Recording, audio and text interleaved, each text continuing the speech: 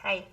So I've had a few people ask me lately about portion sizes that they should stay within at meals, as far as, so much protein, so much carbs, so much vegetables, and calorie levels that they should stay under. And so I wanted to take a few minutes to kind of address that today. It's really something that I try to limit, as far as giving you a specific amount of calories to stay under for a specific day. If anything, I'll tell you, hey, you need to raise those, maybe at least get to 800 or get to 1,000. But as far as an amount to stay under, I usually don't. And there's a few reasons for that. One, if you're really less than 6 months from surgery, or even the first year, I really want you to focus on just getting your protein in, starting to add fresh vegetables and fruits, getting those vitamins and minerals in, and I don't want you to be hung up on the calories per se.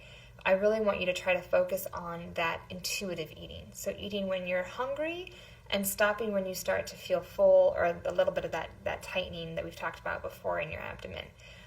And using those signals to eat and when to stop as well. And that takes practice. And that time right after surgery, those first 6 to 12 months, is such a good time to do it, because you usually do have that sense of restriction.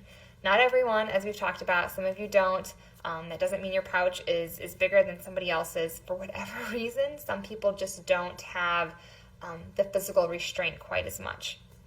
And that can kind of depend too on the foods you're eating. So if you're having more, maybe casseroles or soft foods or soups, you might not have as much restriction. But if you're having more solid foods, more fibrous foods, you also tend to have a faster, a faster tolerance, or you notice a fullness maybe more extreme or faster than if you have the softer foods. And sometimes you don't tolerate those foods that you get full off of, so the vegetables, the fruits, maybe some meats. And so it's kind of this balancing act of trying to figure out what to have when.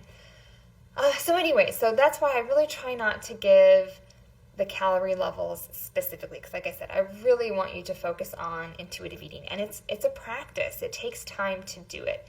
Now, if you're having a stall for over a month at a time, or if you're starting to have weight regain, which most people don't, at least the first 6 months, but if you are noticing any of those things, whether you're a few years out from surgery or a few months out from surgery, let me know, let me talk to you, and we can kind of figure out maybe if we do need to pay attention to calories. But I don't want it to be your end-all, be-all. I want you to have a life. So that's my reason, at least, for that. Now, as far as how much vegetables to have, how much meat and whatnot, it really depends on your activity levels and, like I said before, how much you can tolerate at a meal.